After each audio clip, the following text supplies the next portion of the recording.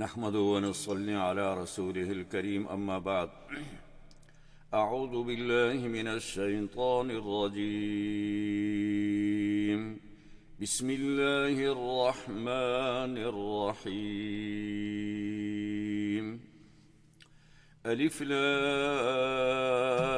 را تلك آيات الكتاب الحكيم أكان للناس عجبا أن أوحينا إلى رجل منهم أن أنذر الناس وبشر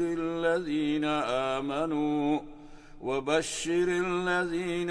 آمنوا أن لهم قدم صدق عند ربهم قال الكافرون إن هذا لساحر مبين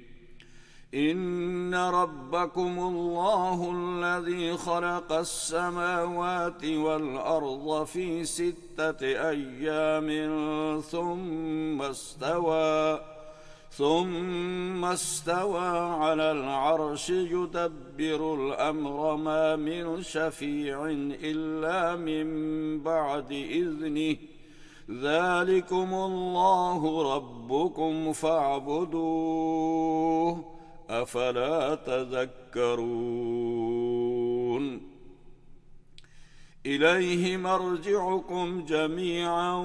وعد الله حقا إنه يبدأ الخلق ثم يعيده ليجزي الذين آمنوا وعملوا الصالحات بالقسط والذين كفروا لهم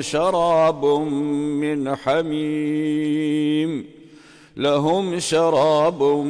من حميم وعذاب أليم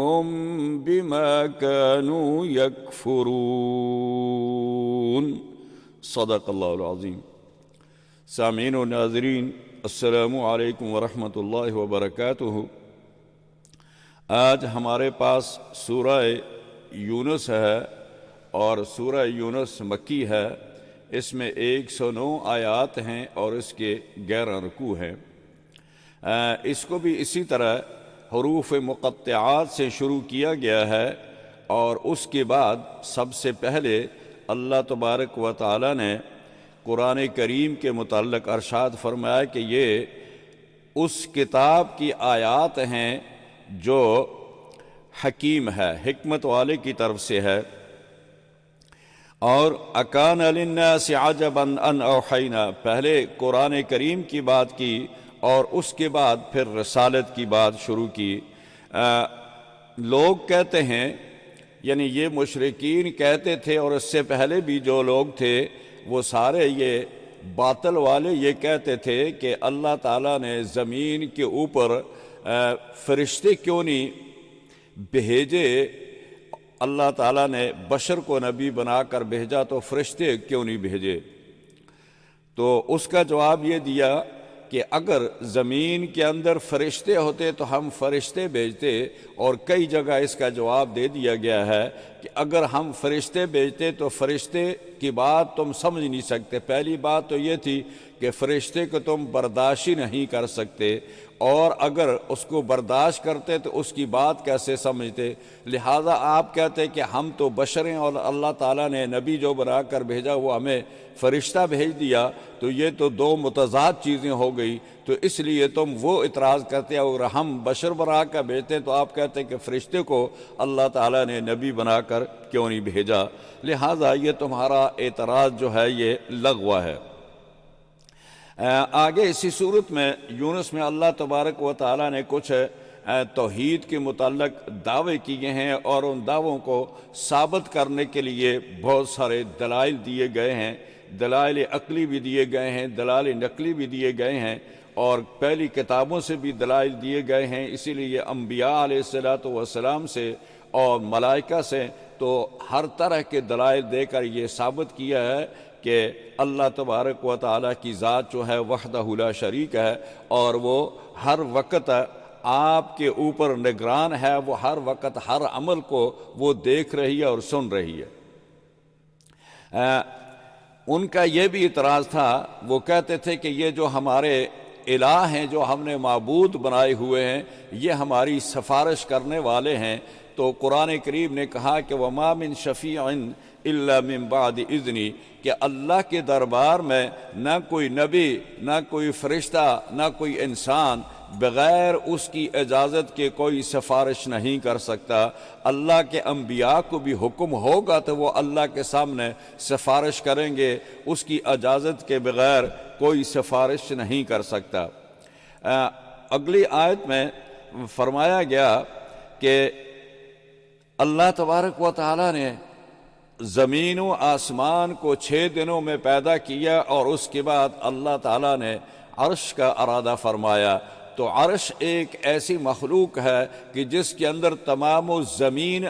آسمان جو ہیں وہ سارے کے سارے اس کے اندر سمائے ہوئے ہیں، اور عرش جو ہے سب چیزوں پر محیط ہے۔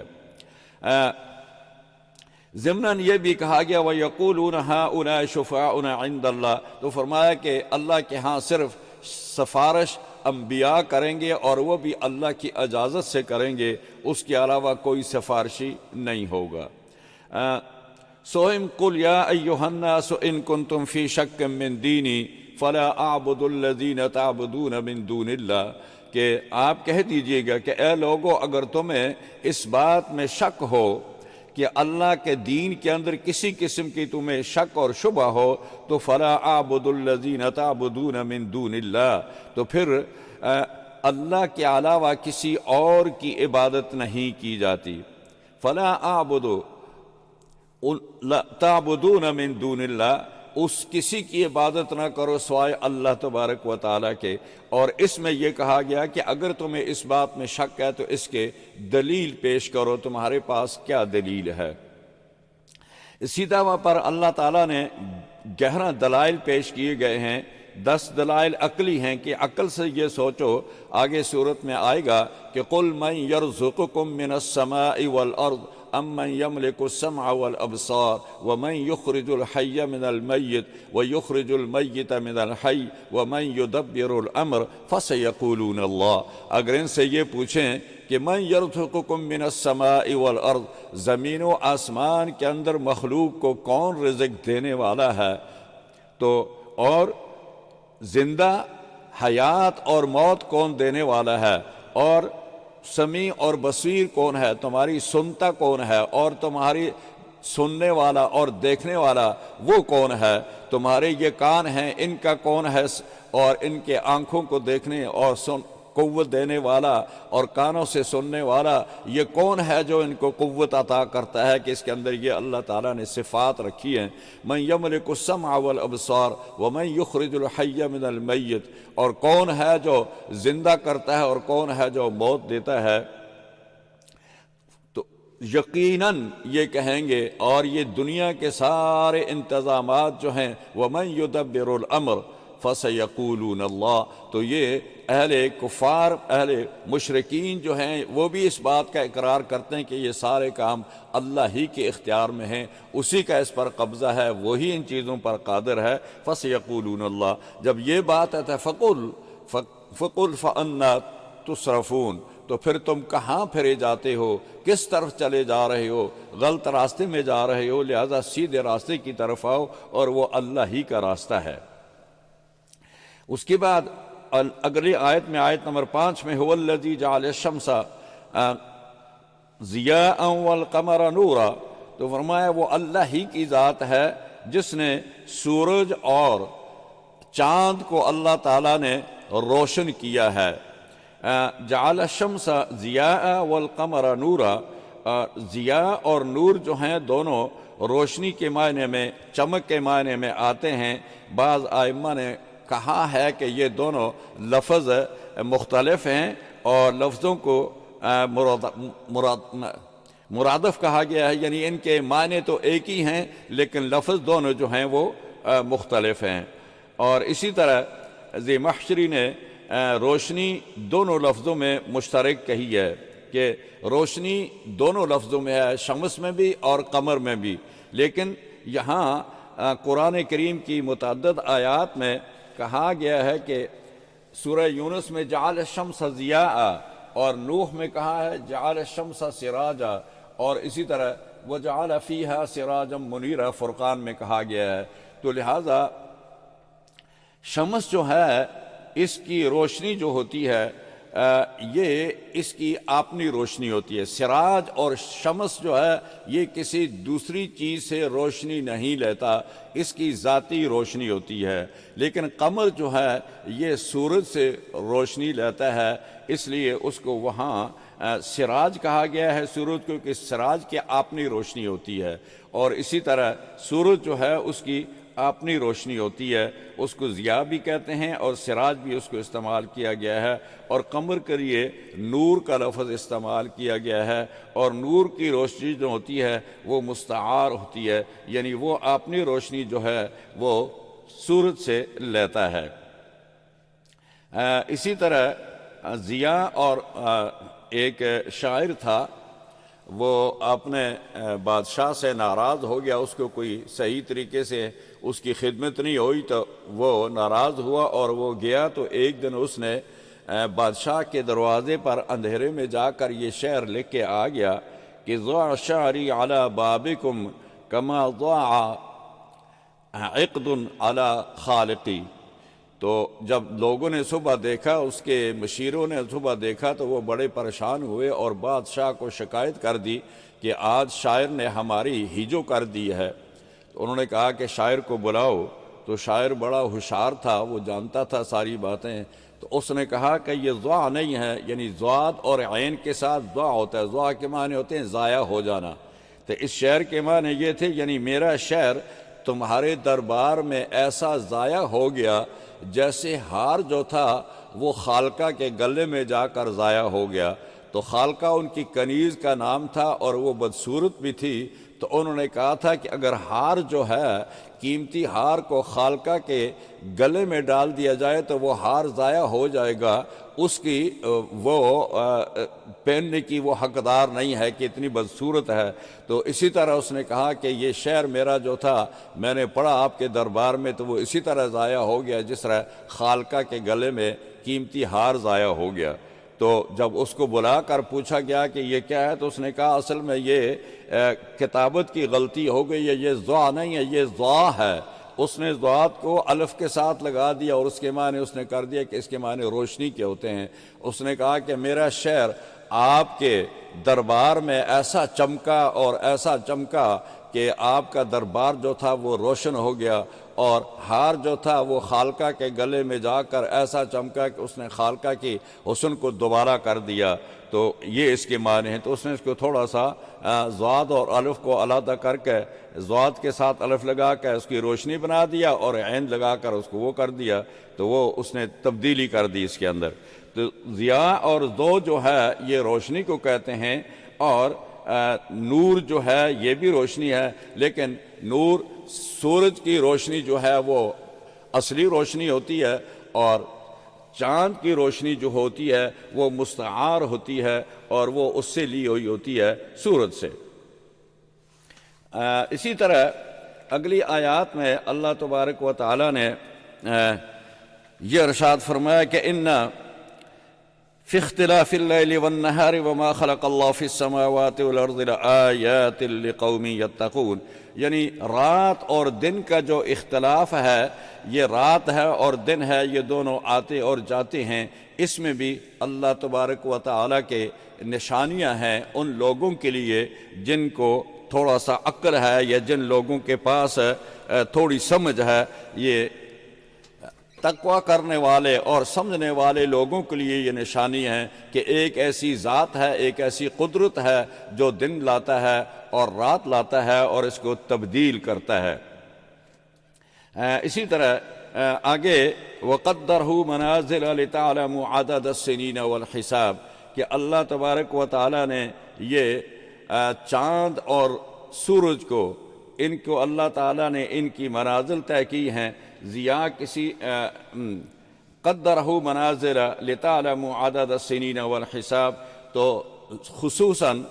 قمر جو ہے اس کی منازل طے کی گئی ہیں، اس کی منزلیں ہیں، اور تقریباً جیسا کہ یہ 28 دن کا بعض دفعہ اور بعض دفعہ 29 کا، انگریزی میں 28 کا ہے، لیکن عربی کے اندر مہینہ 29 اور 30 کا ہی ہوتا ہے، 28 کا نہیں ہوتا ہے۔ تو فرمایا کہ یہ چاند کی جو ہم نے منازلیں طے کی ہیں، لِتَعْلَمُوا عَدَدَ السِّنِينَ وَالْحِسَابَ، تاکہ آپ اپنے رمضان کے روزوں کا حساب، حج کا حساب، زکوٰۃ کا حساب، یہ سارے حساب جو ہیں، تاکہ آپ سال کے یہ اس سے معلوم کر سکیں کہ یہ رمضان کا مہینہ شروع ہو گیا، اس مہینے میں چاند کی جب پہلی تاریخ ہوگی تو رمضان ہو جائے گا، اور جب دوسری پہلی آئے گی تو اس میں آگے شوال شروع ہو جائے گا۔ اسی طرح یہ مہینوں کے نام اور ان کی ابتدا اور انتہا چاند سے کی گئی ہے۔ لہذا کچھ عبادات جو ہیں اللہ تبارک و تعالیٰ نے وہ چاند سے منسلک کی ہیں، جیسے نماز ہے، روزہ ہے، حج ہے، زکوٰۃ ہے، تو یہ چاند کے حساب سے لوگ مہینے کے حساب سے دیتے ہیں، تو اللہ نے ان کو انہی کے ساتھ منسلک کر دیا ہے۔ اگلی آیات میں اللہ تبارک و تعالیٰ نے ارشاد فرمایا کہ قد جاءتکم موعظۃ من ربکم وشفاء لما فی الصدور وہدی ورحمۃ للمؤمنین قل بفضل اللہ وبرحمتہ فبذلک فلیفرحوا هو خیر مما یجمعون۔ تو اللہ تعالیٰ نے وہاں قرآن کریم کی صفات بیان کی ہیں، قرآن کی 4 صفات یہاں ذکر کی گئی ہیں۔ پہلی صفت فرمایا کہ قد جاءتکم موعظۃ من ربکم، کہ تمہاری طرف اللہ کی طرف سے تمہارے پاس اللہ کی ایک نصیحت آ چکی ہے، اور وہ نصیحت کیا ہے؟ وہ قرآن کریم ہے۔ اور اس قرآن کریم کے اندر اللہ تبارک و تعالیٰ نے یہ نصیحت کی ہے کہ دیکھو تمہارے پاس 2 راستے ہیں، ایک راستہ جنت کا ہے، ایک جہنم کا ہے، تو لہٰذا ہم تمہیں ابھی سے اس بات کی نصیحت کرتے ہیں کہ سیدھے راستے پر چلو، یہ سیدھا راستہ ہے، تمہیں جنت میں لے کر جائے گا، اور اگر غلط راستے میں جاؤ گے تو جہنم میں جاؤ گے۔ تو لہٰذا یہ قرآن کریم اللہ کی طرف سے ایک دعوت ہے، حق کی دعوت ہے، توحید کی دعوت ہے، رسالت کی دعوت ہے، قیامت کی دعوت دیتا ہے کہ ایک قیامت کا ایک دن اللہ نے مقرر کیا ہے، اس میں حساب و کتاب بھی ہوگا، اور اللہ تبارک و تعالیٰ تمہیں رسول کی طرف بلاتے ہیں، اور رسول جو ہے وہ بھی تمہیں اللہ کی طرف بلاتے ہیں کہ اے لوگو رسول کی اطاعت کرو، رسول تمہیں میری ساری صفات جو ہیں وہ تمہیں بتائے گا، اور وہ میں نے بھیجا ہی اس لیے ہے تاکہ وہ میرا تعارف کروائے۔ اور اللہ تبارک و تعالیٰ نے جتنے انبیاء بھی بھیجے ہیں وہ سارے اسی دعوت کو لے کے آئے تھے کہ لوگو اللہ کی طرف آؤ، ان اعبدوا اللہ ما لکم من الہ غیرہ، اللہ کے علاوہ تمہارے پاس کوئی الہ نہیں ہے، کوئی معبود نہیں ہے، وہی تمہاری پکار سنتا ہے، وہی تمہاری تکلیفوں کو دور کرتا ہے، وہی تمہاری بیماریوں کو دور کرتا ہے، تمہارے مصائب کو دور کرتا ہے، وہی خوشیاں لاتا ہے، وہی عزت دیتا ہے، وہی دولت دیتا ہے، وہی تمہیں زندگی عطا کرتا ہے۔ تو یہ دعوت انبیاء کی مشترکہ دعوت تھی۔ دوسرا لفظ فرمایا کہ موعظۃ کے بعد وشفاء لما فی الصدور، یہ قرآن کریم تمہارے دلوں کے لیے شفا ہے، یعنی تمہاری ایک تو عقیدے کے بیماری جو ہوتی ہے، لوگوں کے اندر جو شرک ہوتا ہے اس زنگ کو یہ دھوتا ہے، اس کو یہ دور کرتا ہے، شرک اور کفر کو صاف کرتا ہے، یہ اس کی شفا ہے۔ دوسرا فرمایا کہ یہ تمہاری جتنی بھی بیماریاں ہیں، تمہارے ان تمام بیماریوں کا، یعنی جو جسمانی بیماریاں ہیں ان کا بھی، اور روحانی بیماریوں کے لیے بھی یہ اللہ کی طرف سے تمہارے پاس ایک علاج آ چکا ہے، لہذا اس کے ساتھ علاج کرو، جیسا قرآن کریم کی متعدد آیات میں آگے آتا ہے وَيَشْفِ صُدُورَ قَوْمٍ مُؤْمِنِينَ وَشِفَاءٌ لِمَا فِي الصُّدُورِ، اور فرمایا يَخْرُجُ مِن بُطُونِهَا شَرَابٌ مُخْتَلِفٌ أَلْوَانُهُ فِيهِ شِفَاءٌ لِلنَّاسِ، تو وہاں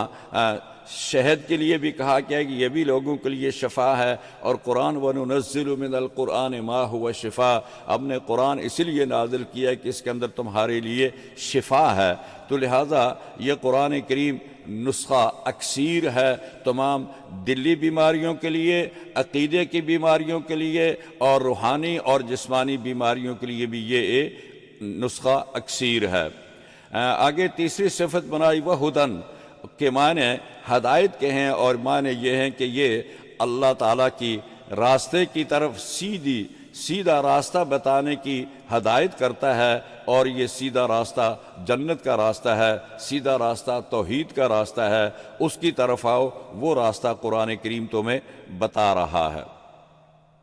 چوتھی اس کی صفت بیان کی رحمتاً، یعنی یہ قرآن کریم بنی نوع انسان کے لیے سراپا رحمت ہے۔ اس کا پڑھنا، اس پر ایمان لانا اور اس پر عمل کرنا، یہ تمام جو ہیں یہ رحمت ہے اس کی، اور اس کا یہ بڑا فضل ہے۔ تو آخر میں فرمایا قل بفضل اللہ وبرحمتہ فبذلک فلیفرحوا، اے اللہ کے پیغمبر آپ کہہ دیجئے گا لوگوں کو بفضل اللہ، یہ اللہ کا فضل ہے تم پر اور اس کی یہ رحمت ہے تم پر، فبذلک فلیفرحوا، تمہیں چاہیے کہ اس رحمت کو لے کر خوش ہو جاؤ، اس لیے کہ دنیا اور ما فیہا، یعنی دنیا اور اس جو کچھ اس کے اندر ہے وہ سارا ایک طرف ہو جائے اور قرآن کریم ایک طرف ہو جائے، ہوا خیر مما یجمعون، یہ ان تمام چیزوں سے جو تم جمع کرتے ہو دنیا کے اندر، مال و دولت، مکانات، زمینیں، یہ ساری چیزوں سے قرآن کریم افضل ہے اور یہ بہتر ہے، یہی تمہارا نجات دہندہ۔ اگر اس پر عمل کرو گے تو یہ دن قیامت کی بھی تمہاری سفارش کرے گا اللہ کے سامنے۔ متعدد احادیث میں آتا ہے، نبی اکرم صلی اللہ علیہ وسلم نے ارشاد فرمایا کہ دن قیامت کے قرآن کریم آئے گا اور یہ آپ نے پڑھنے والے کی سفارش کرے گا۔ اور میں جیسے کہ ایک حدیث میں آتا ہے کہ جاء سورۃ البقرہ و سورۃ آل عمران یحاجان عن صاحبہما، یہ آپ نے پڑھنے والے کی طرف سے اللہ کے سامنے اس بات کا جھگڑا کریں گی، اصرار کریں گی کہ اے اللہ یہ شخص دنیا میں ہمیں پڑھتا تھا، ہم سے محبت کرتا تھا، تو آج جب تک یہ جنت میں نہیں جائے گا ہم اس کے ساتھ رہیں گی، تو اس کی سفارش کر کے، اس پڑھنے والے کی سفارش کر کے اس کو جنت میں لے کر جائیں گی۔ اسی طرح اگلی آیات میں اللہ تبارک و تعالی نے قرآن کریم کے بعد فرمایا کہ الا ان اولیاء اللہ لا خوف علیہم ولا هم یحزنون، کہ اولیاء اللہ کی جمع، اولیاء کی جمع ولی ہے، ولی کی جمع اولیاء آتا ہے تو ولی مفرد ہے اور اس کی جمع اولیاء ہے، تو قریب اور دوست کے معنی میں بھی آتا ہے، یعنی جو آدمی قریب ہو اس کے لیے یا قرب کے لیے اور دوست کے لیے یہ لفظ استعمال ہوتا ہے۔ تو اللہ تعالیٰ کے قرب کا ایک درجہ ایسا ہے کہ ایسے کوئی چیز اسے مستثنیٰ نہیں ہے، اگر یہ قرب نہ ہو تو سارے عالم میں کوئی چیز وجود میں باقی نہیں رہ سکتی، تو لہذا ہر چیز کا قرب اللہ تعالیٰ کے ساتھ ہوتا ہے، اور یہ اس لیے اس کو قرب کے معنی میں استعمال کیا گیا ہے۔ تمام عالم کے وجود کی اصل علت وہی ہے، یعنی وہ اللہ تبارک و تعالیٰ کا قرب اور اس کے ساتھ رابطہ ہے جو اس کو اللہ تعالیٰ کی شان سے حاصل ہوتا ہے، یعنی جو چیز بھی اللہ تعالیٰ کی طرف سے حاصل ہوتی ہے یہی اس کا قرب کا نتیجہ ہوتا ہے اور ذریعہ ہوتا ہے۔ ہر نبی ولی اللہ ہوتا ہے، یعنی نبی کا ولی اللہ ہونا لازم ہے کہ وہ اللہ کا سب سے زیادہ قریب نبی ہوتا ہے، اور ادنا درجہ جو قرب کا ہے وہ ولایت کا ہے، اور ادنا درجہ ولایت کا وہ ہے جس کو صوفیاء کرام اپنی زبان میں درجہ فناح کہتے ہیں، تو یہ ادنا درجہ ہے، اور اعلیٰ درجہ جو ہے وہ قرب کا وہ نبوت ہے۔ تو نبوت جو ہوتی ہے یہ سب سے، نبی جو ہوتا ہے وہ اللہ کا سب سے زیادہ قریب ہوتا ہے، سب سے بڑا ولی وہی ہوتا ہے، اور ادنا درجہ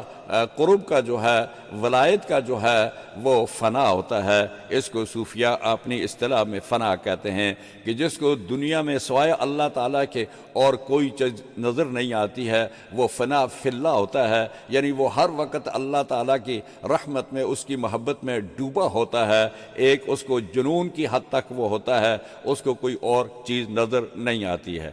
حضرت ابو ہریرہ رضی اللہ تعالی عنہ روایت کرتے ہیں کہ نبی کریم صلی اللہ علیہ وسلم سے پوچھا گیا کہ اس آیت سے کون مراد ہے، تو آپ صلی اللہ علیہ وسلم نے ارشاد فرمایا کہ وہ لوگ مراد ہیں جو آپس میں خالص اللہ تعالیٰ کی محبت کرتے ہیں، اللہ تعالیٰ کے لیے محبت کرتے ہیں اور دنیاوی غرض سے نہیں۔ یعنی انسان اگر کسی دوسرے سے محبت کرتا ہے تو وہ صرف اس لیے محبت کرے کہ یہ اللہ کا بندہ ہے، تو یہ مطلب ہے کہ وہ ولایت کا درجہ اس کو بھی کہا جاتا ہے کہ ولی وہ ہے جو اللہ تعالیٰ کے بندے سے اللہ کی رضا کے لیے محبت کرے، دنیاوی لالچ کے لیے نہیں، کسی عہدے کے لیے نہیں، کسی دنیاوی نفع کے لیے نہیں، بلکہ صرف اللہ کے محبت، اللہ کے لیے محبت ہو اور اسی کے لیے وہ اس کا قرب تلاش کرتا ہے۔ تو صحابہ کرام کو یہ درجہ ولایت جو تھا یہ بلا واسطہ ملا تھا، یعنی وہ بھی درجہ ولایت پر فائز تھے۔ بعد کے لوگوں کو یہ درجہ واسطہ سے ملتا ہے کہ اگر آپ کا تعلق کسی اچھے ولی سے ہے، کسی اچھے بزرگ سے ہے، تو آپ کو یہ درجہ ولایت کا حاصل ہو سکتا ہے، لیکن اگر آپ کا تعلق کسی اچھے آدمی سے نہیں ہے، کسی بزرگ سے نہیں ہے، کسی ولی سے نہیں ہے، تو پھر یہ درجہ آپ کو حاصل نہیں ہوگا۔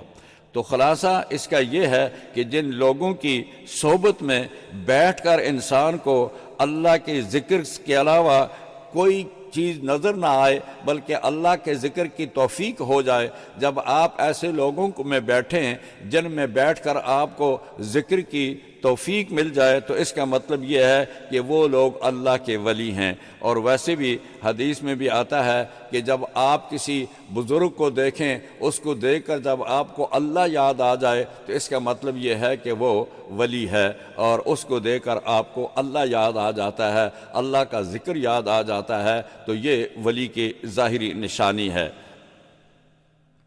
یہی علامت ہے اللہ کے ولی ہونے کے لیے۔ تو اس صورت کے اندر بہت سارے دلائل دیے گئے ہیں، دلائل عقلی، ان ربکم اللہ الذی خلق السماوات والارض، کہ تمہارا رب وہ ہے جو زمین و آسمان کو پیدا کرتا ہے، تمہارا رب وہ ہے جعل الشمس ضیاء والقمر نورا، اور تمہارا رب وہ ہے وَيَعْبُدُونَ مِن دُونِ اللَّهِ مَا لَا يَضُرُّهُمْ وَلَا يَنْفَعُهُمْ، یعنی یہ لوگ ان کی عبادت کرتے ہیں جن کے پاس نہ نفع ہے اور نہ نقصان ہے، تو اللہ وہ ہے جو نفع بھی دیتا ہے اور نقصان بھی دیتا ہے۔ هُوَ الَّذِي يُسَيِّرُكُمْ فِي الْبَرِّ وَالْبَحْرِ، اور وہی رب ہے جو تمہیں خشکی کے اندر اور عطری کے اندر، دریاؤں کے اندر اور خشکیوں کے اندر، جنگلوں کے اندر، میدانوں کے اندر یہ تمہیں سیر کراتا ہے۔ اور اس میں دلیل عقلی علی سبیل جیسے قل من یرزقکم من السماء والارض الا ان اولیاء اللہ، اور اسی طرح فرمایا کہ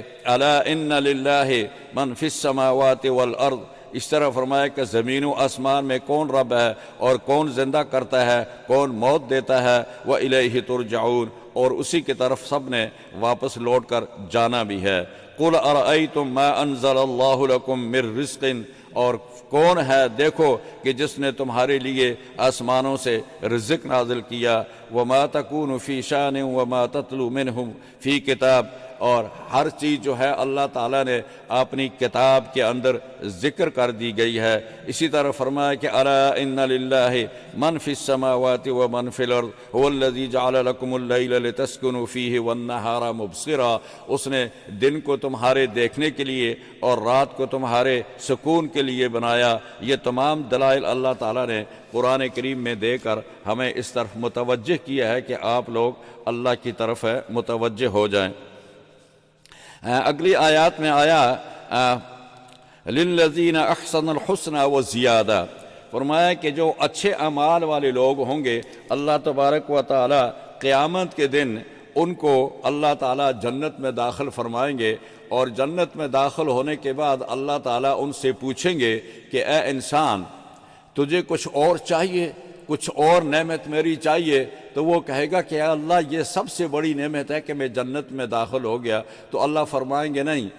آپ کے لیے کچھ اور بھی میرے پاس، وہ زیادہ، میرے پاس کچھ زیادہ نعمت بھی ہے آپ کے لیے۔ تو وہ کہے گا کہ اللہ وہ کیا نعمت ہے؟ تو اللہ تبارک و تعالیٰ فرمائیں گے وہ میرا دیدار ہے، میں آپ کو اپنا دیدار کراؤں گا اور یہ میری آخری نعمت ہے تمہارے لیے۔ آگے چلتے ہیں ہم سورت کے مقصد کی طرف، کہ سورت کا نام سورہ یونس رکھا گیا اور حضرت یونس کا واقعہ سورت کے آخر میں جا کر بیان کیا۔ اس سے پہلے اللہ تعالیٰ نے فرعون کا واقعہ بیان کر دیا۔ فرمایا وَأَوْحَيْنَا إِلَى مُوسَى وَأَخِيهِ أَن تَبَوَّآ لِقَوْمِكُمَا بِمِصْرَ بُيُوتًا وَاجْعَلُوا بُيُوتَكُمْ قِبْلَةً۔ بنی اسرائیل کو اللہ تبارک و تعالیٰ کی طرف سے یہ حکم تھا کہ وہ صرف عبادت خانوں ہی میں عبادت کر سکتے ہیں، گھروں میں ان کی عبادت نہیں ہوتی تھی، باہر کھلی جگہ میں بھی نہیں ہوتی تھی، اور ان کا وہ جو دن تھا اسی دن میں عبادت ہوتی تھی، اور ان کے علاوہ ان کی عبادت گھروں میں نہیں ہوتی تھی، جائز نہیں تھی، بلکہ وہ عبادت خانوں ہی میں جا کر عبادت کریں گے۔ تو فرعون نے دوسرے مظالم کے ساتھ ساتھ بنی اسرائیل کے تمام عبادت خانوں کو بھی مسمار کر دیا تاکہ یہ اپنے مذہب کے مطابق نماز نہ پڑھ سکیں، عبادت نہ کر سکیں۔ اس پر حق تبارک و تعالیٰ نے بنی اسرائیل کے دونوں پیغمبروں کو، حضرت موسیٰ اور حضرت ہارون علیہ السلام دونوں کو یہ حکم دیا کہ آپ ان کے گھر جو نئے بنائیں، مصر میں جو گھروں کی تعمیر ہو تو ان گھروں کا ڈائریکشن جو ہے وہ قبلہ کی طرف بنائیں، تاکہ یہ لوگ اپنے گھروں میں اگر نماز پڑھیں تو ان کا رخ بھی جو ہے وہ قبلہ کی طرف ہو۔ تو اللہ تبارک و تعالیٰ نے حضرت موسیٰ علیہ السلام اور ہارون دونوں کا قبلہ جو تھا وہ کعبہ مشرفہ ہی تھا، ان کا قبلہ یہی تھا۔ تو فرمایا کہ اب اگر آپ گھر بنائیں تو ان گھروں کا ڈائریکشن جو ہے، قبلہ جو ہے وہ قبلہ کی طرف بنائیں تاکہ لوگ گھروں میں اپنی نماز پڑھیں اور ان کا منہ جو ہے وہ قبلہ کی طرف بھی ہو جائے۔ تو اس طرح اگلی آیت جو ہے بنی اسرائیلوں کو یہ مکان ایسے بنائے چونکہ ان کی عبادت خانے مسمار کر دیے گئے تھے۔ عبداللہ ابن عباس رضی اللہ تعالیٰ عنہ سے بھی یہی روایت ہے کہ حضرت موسیٰ اور ہارون کا قبلہ جو تھا وہ کعبہ مشرفہ ہی تھا۔ آگے حضرت موسیٰ علیہ السلام کی بد دعا کا ذکر کیا گیا ہے آیت نمبر 88 میں۔ اس آیت میں قوم فرعون کی اصلاح میں اللہ تبارک و تعالیٰ نے موسیٰ علیہ السلام کو بھیجا، اور انہوں نے بہت کوشش کی۔ بڑی کوششوں کے بعد جب حضرت موسیٰ علیہ السلام مایوس ہو گئے کہ اے اللہ، اس قوم کی یہ حالت نہیں ہے، اس کے اندر وہ صلاحیت نہیں ہے کہ یہ میری بات کو سن سکیں اور اس پر عمل کر سکیں، لہذا اللہ تعالیٰ کے بے اذن الہی حضرت موسیٰ علیہ السلام نے ان کے لیے پھر بد دعا کی۔ فرمایا ربنا انک آتیت فرعون وملأه زینة واموالا فی الحیاة الدنیا ربنا لیضلوا عن سبیلک ربنا اطمس على اموالهم واشدد على قلوبهم فلا يؤمنوا حتى يروا العذاب العلیم۔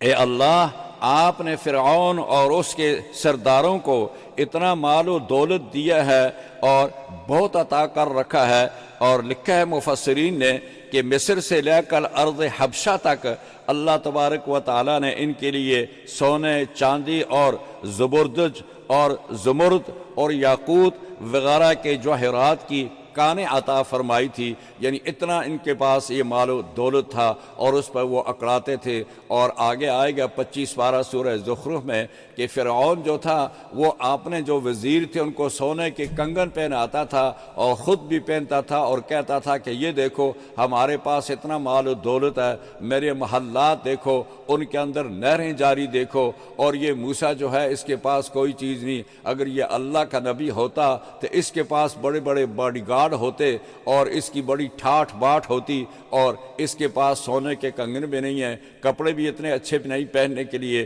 تو یہ کہتا ہے کہ میں اللہ کا نبی ہوں۔ تو فرمایا کہ اے اللہ، آپ نے اس کو اتنا مال و دولت ان کو اور اس کے سرداروں کو دیا ہے، اور دیکھا آپ نے قارون جو تھا یہ بھی انہی میں سے تھا، یہ بھی ان کا بڑا قریبی تھا، تو اس کو بھی اللہ تعالیٰ نے کتنا مال دیا۔ تو اللہ تعالیٰ نے اس کے لیے بھی فرمایا فَخَسَفْنَا بِهِ وَبِدَارِهِ الْأَرْضِ فَمَا كَانَ لَهُ مِنْ فِئَةٍ يَنْصُرُونَهُ مِنْ دُونِ اللَّهِ۔ ہم نے قارون کو اس کے مال کے ساتھ ہی تمام چیزوں کے ساتھ ہم نے اس کو زمین میں دھنسا دیا، اور کوئی ایسا نہیں تھا کہ جو اس وقت قارون کی کوئی مدد کرتا، اس کی پکار سنتا۔ تو اس آیت میں حضرت موسیٰ علیہ السلام نے دعا کی کہ اے اللہ ربنا طمس علی اموالہم، اس کے مال کو اے اللہ تباہ برباد کر دے، اس کے مال کو بیکار کر دے، اس کے مال کو مسخ کر دے، ناکارہ کر دے، اور وشدد علی قلوبہم، اس کے دل کو اتنا سخت کر دے تاکہ ان کے دل اتنے سخت ہو جائیں، یہ ایمان نہ لائیں جب تک یہ اللہ تعالیٰ کے عذاب میں مبتلا نہ ہو جائیں، اور جب اللہ تعالیٰ کا عذاب آ جائے گا تو عذاب میں مبتلا ہونے کے بعد پھر ان کا ایمان لانا ان کو فائدہ نہیں دے گا۔ اور اسی طرح اس آیت کے بعد مفسرین نے لکھا ہے، بلکہ ایک روایت میں یہ بھی آتا ہے کہ جب عمر بن عبدالعزیز کے زمانے میں ایک تھیلا ملا تھا جس میں انہوں نے دیکھا کہ انڈے اور بادام جو تھے یہ پتھر بنے ہوئے تھے، تو اللہ تعالیٰ نے آگے جواب دیا قد اجیبت دعوتکما، ہم نے آپ دونوں پیغمبروں کی دعا سن لی۔ چونکہ حضرت موسیٰ علیہ السلام یہ دعا کر رہے تھے، حضرت ہارون جو تھے وہ آمین کہہ رہے تھے، تو اللہ نے جواب دیا کہ قد اجیبت دعوتکما فاستقیما ولا تتبعان سبیل الذین لا یعلمون۔ آپ اس دعا کے قبولیت کے لیے آپ کو چاہیے کہ آپ استقامت سے رہیں، آپ اپنے فرائض تبلیغ کے بجا لاتے رہیں، لیکن دعا کا اثر اگر جلدی نہ ہو تو یہ آپ جاہلوں کی طرح آپ اس میں جلد بازی مت کریں اور یہ نہ کہیں کہ ہماری دعا قبول نہیں ہوئی ہے۔ دعا کی قبولیت اللہ تعالیٰ کے اختیار میں ہوتی ہے، جب وہ چاہتا ہے قبول کرتا ہے، تو آپ اتنا جلدی نہ سوچیں کہ یہ دعا ابھی ہی قبول ہو جائے گی۔ تو آگے امام بغوی نے لکھا ہے کہ حضرت موسیٰ علیہ السلام کی یہ دعا جو تھی ربنا اطمس علی اموالہم واشدد علی قلوبہم فلا یؤمنوا حتی یروا العذاب العلیم، کہتے ہیں کہ 40 سال کے بعد اللہ تعالیٰ نے موسیٰ کی یہ دعا قبول ہوئی، اور پھر اس کا نتیجہ یہ ہوا کہ موسیٰ علیہ السلام کی یہ دعا قبول ہونے کے بعد فرعون کے جتنے باغات تھے، جتنے اس کے یہ سونے اور چاندی اور یہ جتنے اس کے زبرد اور جواہرات جو تھے اور کھیت اس کے، باغ اس کے، فصلیں اس کی، تمام کے تمام یہ اللہ تعالیٰ نے پتھر بنا دیے تھے، اور اس سے پھر کوئی فائدہ، یعنی بالکل پتھر بن گئے تھے۔ یہ ساری انعامات جو تھے اللہ نے ان کو تبدیل کر دیا تھا۔ ربنا طمس، اللہ نے ان کو بیکار کر دیا، ان کو ناکارہ کر دیا، ان کو مٹا دیا، مسخ کر دیا۔ بددعا کا اثر پھر یہ ہوا جس کا حضرت عمر بن عبدالعزیز کے زمانے میں پھر وہ کہتے ہیں کہ وہاں سے ایک تھیلا ملا جس کے اندر بادام اور انڈے تھے، اور وہ دونوں پتھر بنے ہوئے تھے۔ تو یہ وہ بنی اسرائیلیوں کی جو عادات تھی اس کا نتیجہ یہ ہوا۔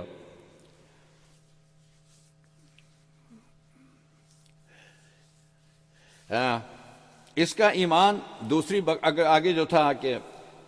فَلَا يُؤْمِنُوا حَتَّى يَرَوُا الْعَذَابَ الْأَلِيمَ، تو اس کا آگے قرآن کریم میں اسی آیت میں آگے ذکر کیا ہے کہ لا الہ الا ہو۔ بنی اسرائیل کا پر جب ان پر عذاب آیا تو قال فرعون حتی اذا ادرکہ الغرق قال آمنت انہ لا الہ الا الذی آمنت به بنو اسرائیل وانا من المسلمین۔ اس نے جب دریا میں جب یہ غرق ہوا اس وقت اللہ تعالیٰ نے اس کو یہ توفیق دی کہ یہ ایمان لائے، لیکن اللہ نے آگے اس کا جواب دیا کہ الآن وقد عصیت قبل وکنت من المفسدین، کہ اب ایمان لایا، اب آپ کا ایمان عذاب آ کر، عذاب میں مبتلا ہو کر آپ خوف اور ڈر سے ایمان لاتے ہیں، اب آپ کا ایمان لانا قابل قبول نہیں ہوگا۔ تو لہٰذا یہ دونوں لفظ جو تھے، دونوں دعائیں جو تھی کہ اللہ ایک اس کے مال کو تباہ کر دے اور دوسرا اس کے دل کو اتنا سخت کر دے، یہ اس وقت تک ایمان نہ لائے جب تک اس پر اللہ کا عذاب نہ آ جائے، اور اس کا مطلب یہ تھا کہ جب عذاب آ جائے گا تو اس وقت اس کا ایمان لانا اس کے لیے کوئی فائدہ مند نہیں ہوگا۔ تو لہذا یہ دونوں دعائیں جو تھی اللہ تعالیٰ نے حضرت موسیٰ علیہ السلام کی سنی، اور فرعون کو اس کا پھر وہ ثمرہ اور بدلہ مل گیا کہ اللہ تعالیٰ نے کہا کہ ہم نے آپ کو ہمیشہ کے لیے عبرت بنا کر دنیا میں رکھنا ہے، تاکہ آنے والی نسلوں کو یہ معلوم ہو جائے کہ فرعون جو اپنے آپ کو کہتا تھا انا ربکم الاعلی، تو اللہ تعالیٰ نے اس کو کس طریقے سے دنیا کے اندر غرق کر کے اور اس کو پھر آنے والی نسلوں کے لیے ایک عبرت کے طور پر اللہ تعالیٰ نے کہا کہ فَالْيَوْمَ نُنَجِّيكَ بِبَدَنِكَ لِتَكُونَ لِمَنْ خَلْفَكَ آیَةً وَإِنَّ كَثِيرًا مِّنَ النَّاسِ عَنْ آیَاتِنَا لَغَافِلُونَ۔ ہم آپ کو آج یعنی اس دریا کے اندر غرق ہونے کے بعد ہم آپ کی باڈی کو اوپر لے آئیں گے دریا کے، نُنَجِّيكَ بِبَدَنِكَ، آپ کے بدن کو، مردہ بدن کو ہم سامنے لے آئیں گے، اور لِتَكُونَ لِمَنْ خَلْفَكَ آیَةً، تاکہ آنے والی نسلوں کے لیے ایک نشانی اور ایک عبرت رہ جائے کہ جن لوگوں نے اپنے آپ کو خدا بنا رکھا تھا، ظلم کرتے تھے، قتل کرتے تھے، ہزاروں اور لاکھوں لوگ بنی اسرائیلوں کے بچوں کو قتل کیا اور ان کو سزائیں دی اور طرح طرح کے ان پر ظلم ڈھائے، تو اللہ تعالیٰ نے ان کا انجام کیا کیا۔ اس کے بعد اگلے آیت وَلَقَدْ بَوَّأْنَا بَنِي اسرائیل کے بعد پھر فرمایا حضرت یونس علیہ السلام کا واقعہ ذکر کیا ہے، اور اسی نام سے یہ سورت بھی ہے، سورہ یونس۔ حضرت یونس علیہ السلام عراق کے اندر مشہور شہر ہے نینوا، موصل کے مشہور شہر نینوا کی بستی میں پیدا ہوئے، جہاں کی تقریباً 1,00,000 کی آبادی اس وقت تھی۔ تو اللہ تعالیٰ نے حضرت یونس علیہ السلام کو اس بستی میں بھیجا کہ ان لوگوں کو تبلیغ کریں، ان کی ہدایت کے لیے بھیجا۔ جب وہ لوگ ایمان نہیں لائے، اتنے اصرار کے بعد، تبلیغ اور بہت کوششوں کے بعد بھی جب وہ ایمان نہیں لائے، تو اللہ تعالیٰ نے حضرت یونس کو حکم دیا کہ آپ ان کو بتا دیں کہ ان پر 3 دن کے بعد عذاب آنے والا ہے۔ حضرت یونس علیہ السلام نے جب قوم کو بتا دیا کہ اگر تم ایمان نہیں لاؤ گے اور اسی طرح سرکشی جاری رکھو گے تو 3 دن کے بعد تم پر اللہ کی طرف سے ایک عذاب آئے گا۔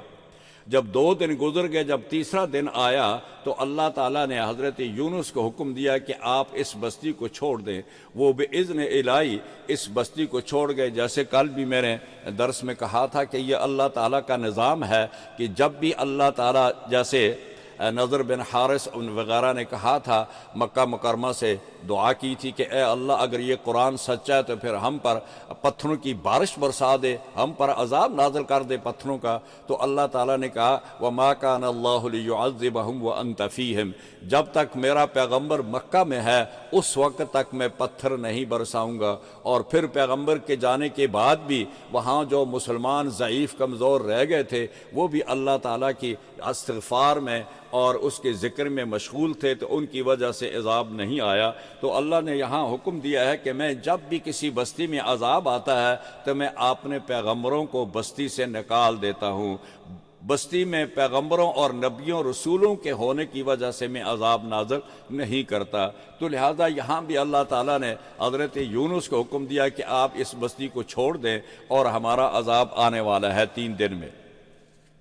جب لوگوں نے دیکھا 3 دن پورے ہو گئے اور تیسرے دن انہوں نے دیکھا کہ آسمان کے اندر ایک سیاہ دھواں چھا گیا اور وہ ان کے سروں کی طرف قریب ہوتا گیا، تو انہوں نے یہ سمجھ لیا کہ یونس نے کبھی ہمارے سامنے جھوٹ نہیں بولا، لہذا عذاب آ کر ہی رہے گا۔ تو انہوں نے بستی چھوڑ دی اور وہ ایک میدان میں چلے گئے، اپنا مال مویشی سارا کچھ لے کر میدان میں پہنچے، اور وہاں انہوں نے اپنے کپڑے جو تھے یہ اتار کر ٹاٹ کے کپڑے پہنے، اور وہ ٹاٹ کے کپڑے پہن کر انہیں اللہ تبارک و تعالیٰ کے سامنے عجز و زاری کے ساتھ چیخ و پکار شروع کر دی۔ تو ابھی یہ عذاب تو نہیں آیا تھا، اس کے آثار تھے، تو لہٰذا اللہ تبارک و تعالیٰ نے ان کی وہ گریہ زاری، ان کی چیخ و پکار اور ان کا ایمان جو تھا وہ یونس پر ایمان لے آئے، وہ ان کا ایمان جو تھا اللہ تعالیٰ نے قبول کیا، اور اللہ نے ان کے اس ایمان کی وجہ سے اللہ نے ان کا وہ عذاب بھی ان سے دور کر دیا۔ تو یہاں فرق یہ بتایا گیا ہے فرعون کے بعد حضرت یونس کا ذکر کرنا کہ ہمارا یہ قانون ہے کہ جب تک عذاب میں آدمی مبتلا ہو جائے اس وقت اس کی دعا نہیں سنی جاتی، نہ اس کا ایمان قبول ہوتا ہے، نہ اس کا کوئی عمل قبول ہوتا ہے۔ لیکن اگر عذاب کے آثار اسے نظر آئیں، ان آثار کو دیکھتے ہوئے اس سے پہلے وہ توبہ کر لے اور ایمان لے آئے تو اللہ تعالیٰ اس عذاب کو ٹال دیتے ہیں۔ تو لہٰذا یہ یونس، قوم یونس جو تھی، انہوں نے ان آثار کو دیکھ کر اللہ کی بارگاہ میں تائب ہو گئے، توبہ طائب ہو کر ایمان لے آئے، اور پھر وہ یونس کو تلاش کرتے رہے، یونس ان کو نہیں ملے ہیں۔ پھر یونس علیہ السلام رات کو انتظار کرتے رہے کہ میں صبح دیکھتا ہوں کہ کیا نتیجہ نکلتا ہے۔ جب صبح ان کو معلوم ہوا کہ عذاب تو ٹل گیا ہے، اب وہ خوف کے مارے بستی میں واپس نہیں آ سکتے تھے، کہ اس وقت یہ ان کا قانون تھا کہ اگر کوئی آدمی بغیر دلیل کے کوئی بات کرے یا کوئی الزام لگائے تو اس کو جھوٹ تصور کیا جاتا ہے، اور جھوٹے کی سزا اس وقت قتل تھی۔ تو حضرت یونس نے یہ سمجھا کہ اگر اب میں ان کے پاس جاؤں گا، وہ کہیں گے تم نے کہا تھا کہ عذاب آئے گا، اس میں تمہیں مٹا دیا جائے گا، تو یہ تو بچ گئے ہیں، اب میں جاؤں گا تو وہ مجھے کہیں گے کہ آپ نے جھوٹ بولا ہے۔ لہٰذا حضرت یونس جو تھے وہ بستی چھوڑ کر نکل پڑے، آگے بحر روم میں گئے، وہاں کشتی تھی، اس میں سوار ہوئے، اور سوار ہونے کے بعد جب وہ کشتی درمیان میں پہنچی وہ رک گئی، نہ آگے جاتی ہے نہ پیچھے۔ تو وہ کشتی والے نے کہا کہ ہماری اس کشتی کا یہ اصول ہے کہ اس میں اگر کوئی بھاگا ہوا غلام اپنے مالک سے نکل کے آ جائے تو یہ کشتی رک جاتی ہے، لہٰذا تم میں سے کوئی ایسا ہے جو اپنے آقا کو ناراض کر کے آیا ہے؟ تو حضرت یونس نے کہا کہ وہ میں ہوں۔ انہوں نے کہا کہ نہیں، آپ نہیں ہو سکتے۔ پھر قرعہ ڈالا گیا، فصاحم فکان من المدحضین۔ جب قرعہ ڈالا، ایک دفعہ، دو دفعہ، تین دفعہ، تو یونس ہی کا نکلا۔ پھر یونس کو دریا میں کودنا پڑا، اور اللہ تعالیٰ نے ان کے لیے ایک بڑی مچھلی کو لا کر درمیان میں کشتی کے قریب کھڑا کر دیا۔ جو ہی یونس نے چھلانگ لگائی تو اللہ تعالیٰ نے اس مچھلی کو حکم دیا کہ اس کو آپ نے اپنی حصار میں حفاظت میں لے لینا ہے۔ پھر اس کے وہ پیٹ میں رہے، اب کتنا رہے اس میں مختلف روایات ہیں۔ اس کے بعد اس مچھلی نے ان کو اٹھا کر ان کو اوپر نیچے پانی کی سیر کرانے کے بعد دریا کے کنارے پر لے کے گئی، اور وہاں اس نے اگل دیا۔ وہاں کہتے ہیں کہ کدو کی بیل کے سائے کے اندر وہ ان کے جسم کے بال ختم ہو چکے تھے، چونکہ مچھلی کا پیٹ گرم تھا اس کی وجہ سے۔ پھر اللہ تعالیٰ نے ان کے لیے نظام کیا، ایک جنگلی بکری آتی تھی، اس کا وہ دودھ پیتے تھے، اور اس کے بعد یہ قصہ وہاں تک پہنچا۔ تو یہ بتانا یہ تھا، اس کا مقصد یہ تھا کہ اللہ تعالیٰ عذاب نازل کرتا ہے، لیکن آثار کو دیکھنے سے پہلے اگر توبہ کر کے ایمان لے آؤ تو اللہ تعالیٰ وہ عذاب ٹال دیتے ہیں۔ لیکن عذاب میں مبتلا ہونے کے بعد آپ کا نہ ایمان قبول ہے نہ کوئی عمل قبول ہے۔ اللہ تعالیٰ مجھے اور آپ سب کو عمل کرنے کی توفیق عطا فرمائے۔ وأقول قولي هذا وأستغفر الله لي ولكم ولسائر المسلمين فاستغفروه من كل ذنب إنه هو الغفور الرحيم۔